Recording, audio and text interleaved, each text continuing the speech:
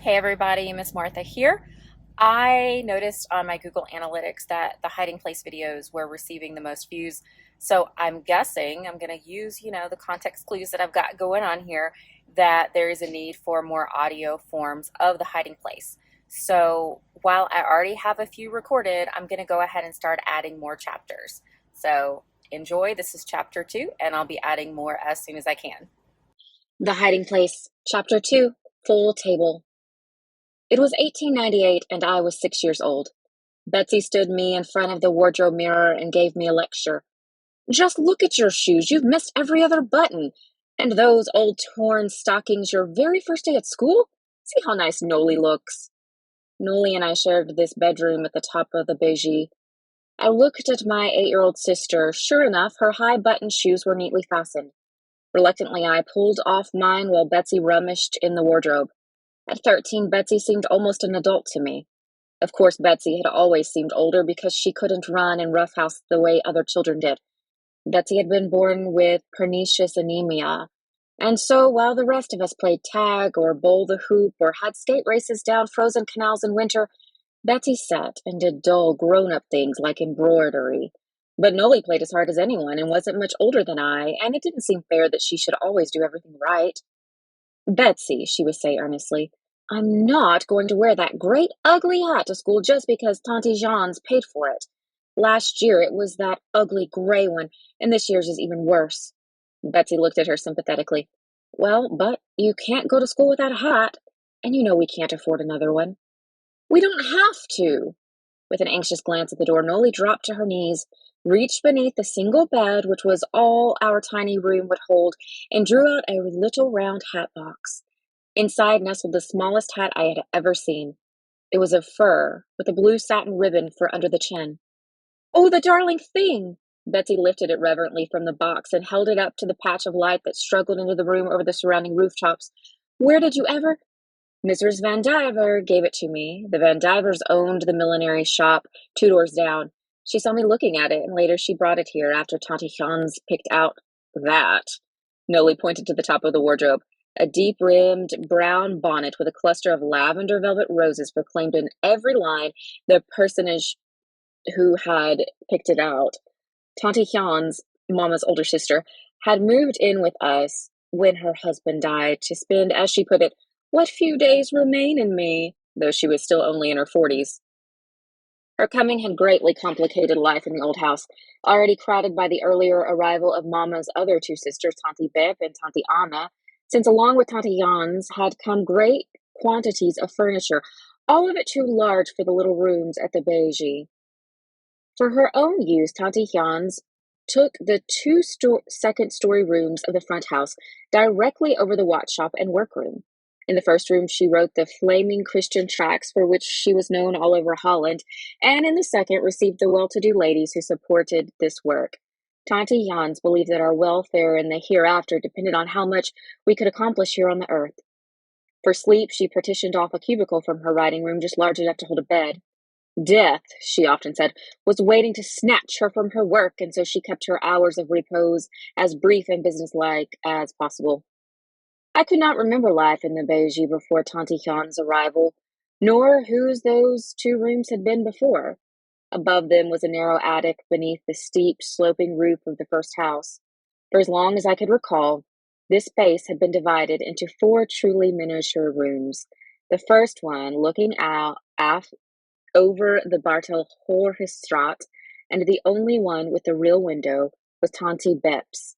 Behind it, strung like railroad compartments off a narrow aisle, were Tante Anna's, Betsy's, and our brother Willem's.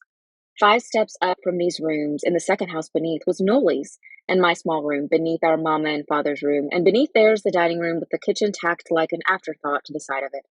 If Tante Jan's share in this crowded house was remarkably large, it never seemed so to any of us living there. The world just naturally made place for Tante Jans. All day long, the horse-drawn trolley clopped and clanged past our house to stop at the Grotty Market, the central town square half somewhere a block away. At least that was where it stopped for other people. When Tante Jans wished to go somewhere, she stationed herself on the sidewalk directly in front of the watch shop door, and, as the horses thundered close, held a single gloved finger.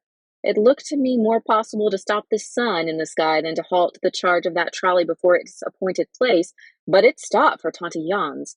Brakes squealing, horses nearly falling over one another, and the driver tipped his tall hat as she swept aboard. And this was the commanding eye past which Noli had to get the little fur hat. Tante Jans had bought most of the clothing for us three girls since coming to live with us, but her gifts had a price. To Tante Jans, the clothes in fashion when she was young represented God's final say on human apparel. All change since then came from the style book of the devil. Indeed, one of her best known pamphlets exposed him as the inventor of the mutton sleeve and the bicycle skirt. I know, I said as the button hook in Betsy's swift fingers sped up my shoes.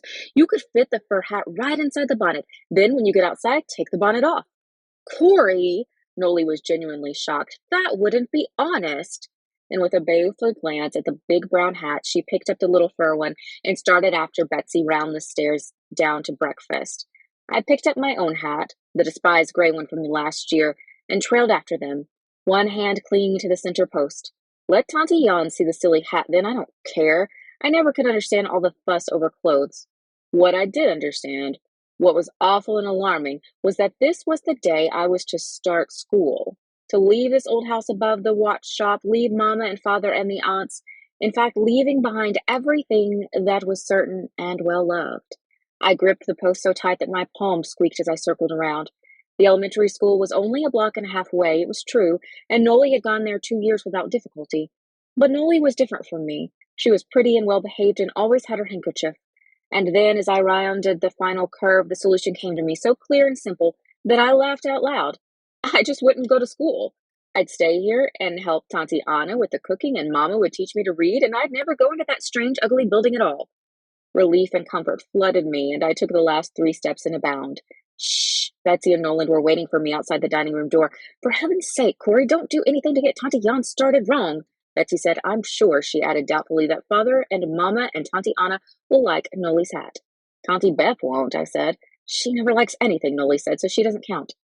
Tante Beth, with her perpetual disapproving scowl, was the oldest of the aunts, and the one we children liked least. For 30 years she had worked as a governess in wealthy families, and she continually compared her behavior with that of the young ladies and gentlemen she was used to. Betsy pointed to the Frisian clock on the stair wall, and with a finger on her lips, silently opened the dining room door. It was 8:12. Breakfast had already begun. 2 minutes late, cried Willem triumphantly. The Valler children were never late, said Tante Beth. But they're here, said Father, and the room is brighter. The three of us hardly heard. Tante Jan's chair was empty. Is Tante Jan staying in bed today? Asked Betsy hopefully as we hung our hats on their pegs. She's making herself a tonic in the kitchen, said Mama. She leaned forward to pour our coffee and lowered her voice. We must be specially considerate of our dear Jans today. This is the day her husband's sister died some years ago. Or was it his cousin? I thought it was his aunt, said Tante Anna. It was a cousin, and it was a mercy, said Tante Beth. At any rate, Mama hurried on, you know how these anniversaries upset dear Jans, so we must all try to make it up to her. Betsy's cut 3 slices from the round loaf of bread, while I looked around the table trying to decide which aunt would be most enthusiastic about my decision to stay home. Father, I knew, put an almost religious importance on education. He himself had had to stop school early to go to work in the watch shop, and though he had gone on to teach himself history, theology, and literature in 5 languages, he always regretted the missed schooling. He would want me to go, and whatever Father wanted, Mama wanted too. Tante Anna, then? She'd often told me she couldn't manage without me to run errands up and down the steep stairs. Since Mama was not strong, Tante Anna did most of the heavy housework for our family of 9. She was the youngest of our 4 sisters with a spirit as generous as Mama's own. There was a myth in our family, firmly believed in by all, that Tante Anna received wages for this work. And indeed, every Saturday, Father faithfully paid her 1 guilder. But by Wednesday, when the greengrocer came, he often had to ask for it back, and she always had it unspent and waiting. Yes, she would be my ally in this business. Tante Anna, I began, I've been thinking about you working so hard all day when I'm in school, and... A deep, dramatic intake of breath made us all look up. Tante Jans was standing in the kitchen doorway, a tumbler of thick brown liquid in her hand. When she had filled her chest with air, she closed her eyes, lifted the glass to her lips, and drained it down. Then, with a sigh, she let out the breath, set the glass on the sideboard, and sat down. And yet, she said, as though we had been discussing the subject, what do doctors know? Dr. Blinker prescribed the tonic, but what can medicine really do? What good does anything do when one's day arrives? I glanced around the table. No one was smiling. Tante Jan's preoccupation with death might have been funny, but it wasn't. Young as I was, I knew that fear is never funny. And yet, Jans, father remonstrated gently, sorry about that. Medicine has prolonged many a life. It didn't help Zulke, and she had the finest doctors in Rotterdam. It was this very day when she was taken, and she was no older than I am now, and got up and dressed for breakfast that day just as I have. She was launching into a minute-by-minute account of Zulke's final days when her eyes lit on the peg from which dangled Nolly's new hat. A fur muff, she demanded, each word bristling with suspicion. At this time of year? It isn't a muff, Tante Jans, said Nolly in a small voice. And it is possible to learn what it is? It's a hat, Tante Jans, Betsy answered for her. A surprise for Mrs. Van Diver. Wasn't it nice of— Oh, no, Nolly's hat has a brim, as a well-brought-up girl should. I know, I bought and paid for it myself. There were flames in Tante Jan's eyes, tears in Nolly's when Mamma came to the rescue. I'm not at all sure of this cheese is fresh. She sniffed at the big pot of yellow cheese in the center of the table and pushed it across to Father. What do you think, Casper? Father, who was incapable of practicing deceit or even recognizing it, took a long and earnest sniff. I'm sure it's perfectly fine, my dear, fresh as the day it came. Mr. Steervik's cheese is always— Catching Mamma's look, he stared from her to Hans in confusion. Oh, Hans, what do you think? Tante Hans seized the pot and glared into it with righteous zeal. If there was one subject which engaged her energies even more completely than modern clothing, it was spoiled food. At last, almost reluctantly, it seemed to me, she approved the cheese, but the hat was forgotten. She had plunged into the sad story of an acquaintance, my very age, who had died after eating a questionable fish, when the shop people arrived and Father took down the heavy Bible from its shelf. There were only 2 employees in the watch shop in 1898, the clock man and Father's young apprentice errand boy. When Mamma had poured their coffee, Papa put on his rimmed spectacles and began to read. Thy word is a lamp unto my feet and a light unto my path. Thou art my hiding place and my shield. I hope in thy word. What kind of hiding place? I wondered idly as I watched Father's brown beard rise and fall with the words. What was there to hide from? It was a long, long psalm. Beside me, Nolly began to squirm. When at last Father closed the big volume, she, Philham, and Betsy were on their feet in an instant and snatching up their hats. Next minute, they had raced down the last 5 stairs and out the alley door. More slowly, the 2 shop workers got up and followed them down the stairs to the shop's rear entrance. Only then did the 5 adults notice me still seated at the table. Corrie, cried Mamma, have you forgotten you're a big girl now? Today you go to school too. Hurry, or you must cross the street alone. I'm not going. There was a short, startled silence, broken by everybody at once. When I was a girl, Tante Jans began. Miss Valler's children, from Tante Bep. The father's deep voice drowned them out. Of course she's not going alone. Nolly was excited today and forgot to wait, that's all. Corrie's going with me. And with that, he took my hat from its peg, wrapped my hand in his, and led me from the room. My hand in Father's.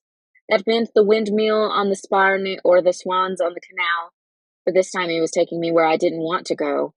There was a railing along the bottom 5 steps. I grabbed it with my free hand and held on. Skilled watchmaker's fingers closed over mine and gently unwound them. Howling and struggling, I was led away from the world I knew into a bigger, stranger, harder one. Mondays, Father took the train to Amsterdam to get the time from the Naval Observatory. Now that I had started school, it was only in the summer that I could go with him. I would race downstairs to the shop, scrubbed, buttoned, and pronounced passable by Betsy. Father would give last-minute instructions to the apprentice. Mrs. Stahl will be in this morning to pick up her watch. This clock goes to the Bakkers in Bloemendaal. And then we would be off to the station, hand in hand, I lengthening my strides and he shortening his to keep in step.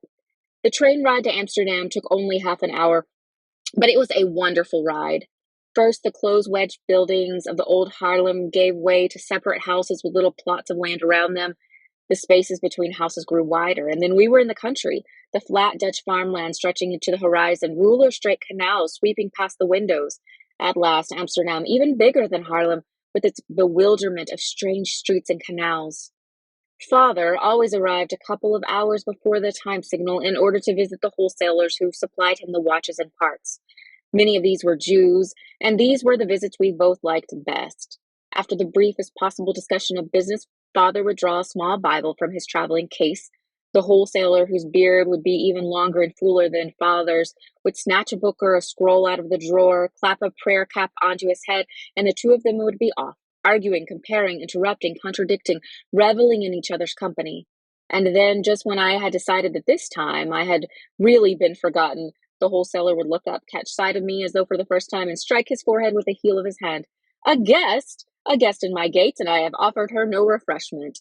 And springing up, he would rummage under shelves and into cupboards, and before long I would be holding on my lap a plate of the most delicious treats in the world. Honey cakes and date cakes and a kind of confection of nuts, fruits, and sugar. Desserts were rare in the Beje. Sticky delights like these were unknown. By 5 minutes before noon, we were always back at the train station, standing at the point on the platform from which we had a good view of the tower of the Naval Observatory. On the top of the tower, where it could be seen by all ships in the harbor, was a tall shaft with two movable arms. At the stroke of 12 noon each day, the arms dropped. Father would stand at his vantage point on the platform, almost on tiptoe with the joy of precision, holding his pocket watch and a pad and pencil. There, 4 seconds fast. Within an hour, the astronomical clock in the shop in Haarlem would be accurate to the second. On the train trip home, we no longer gazed out the window. Instead, we talked about different things as the years passed.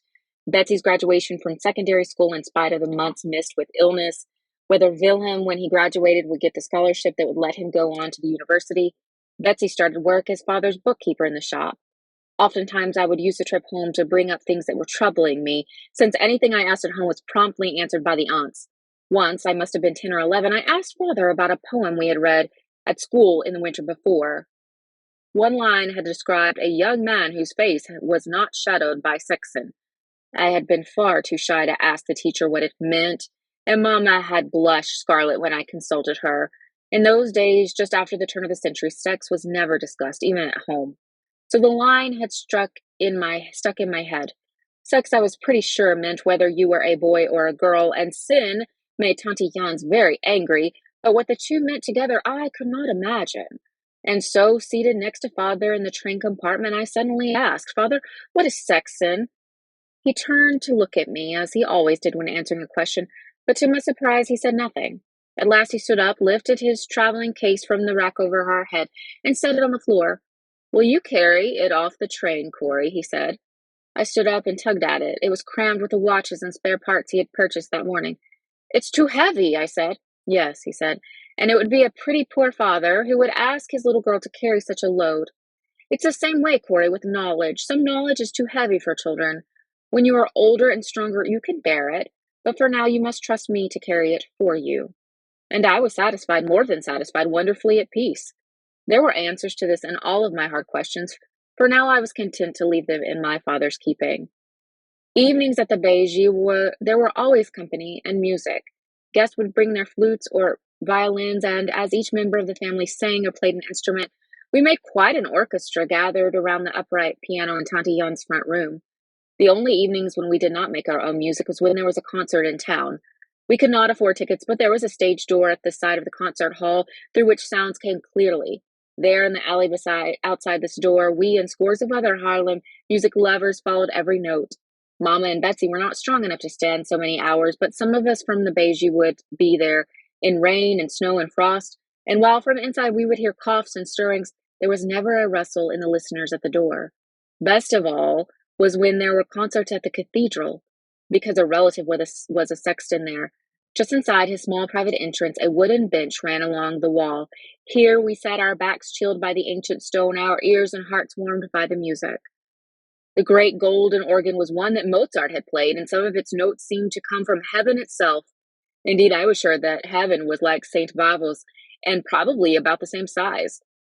Hell, I knew, was a hot place, so heaven must be like this cold, dank, holy building where smoke rose like incense from the foot warmers of the paying customers. In heaven, I fervently believed everyone had foot warmers. Even in the summer, the chill never left the marble grave slabs on the floor. But when the organist touched the keys, we scarcely noticed, and when he played Bach, not at all. I was following Mama and Noli up a dark, straight flight of stairs where cobwebs clutched at our hair and mice scuttled away ahead of us. The building was less than a block from the Beje and probably a century newer, but there was no Tante Anna to wax and scrub. We were going to see one of the many poor families in the neighborhood whom Mama had adopted. It had never occurred to any of us children that we ourselves were poor. The poor were people you took baskets to. Mama was always cooking up nourishing broths and porridges for the forgotten old men and pale young mothers, on days, that is, when she herself was strong enough to stand at the stove. The night before, a baby had died, and with a basket of her own fresh bread, Mama was making the prescribed call on the family. She toiled painfully up the rail-less stairs, stopping often for breath. At the top, a door opened into a single room that was obviously cooking, eating, and sleeping quarters all at once. There were already many visitors, most of them standing for lack of chairs. Mama went at once to the young mother, but I stood frozen on the threshold.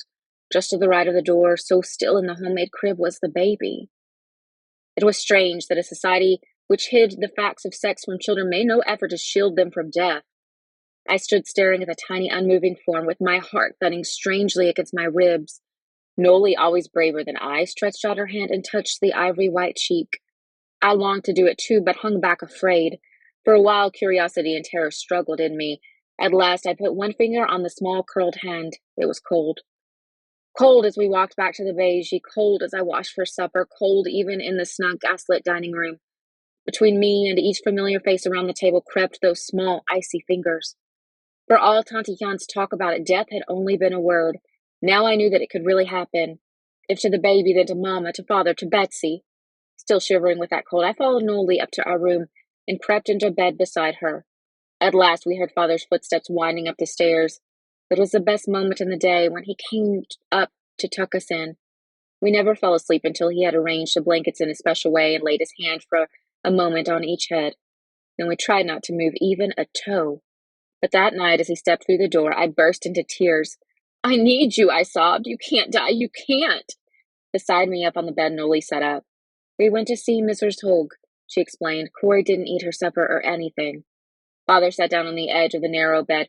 "Corrie," he began gently, "when you and I go to Amsterdam, when do I give you your ticket?" I sniffed a few times, considering this. "Why, just before we get on the train." "Exactly. And our wise Father in heaven knows when we're going to need things too. Don't run out ahead of him, Corrie. When the time comes that some of us will have to die, you will look into your heart and find the strength you need, just in time." All right, that's the end of chapter 2. Make sure you catch the next video, chapter 3, to find out what happens next to Corrie and her family.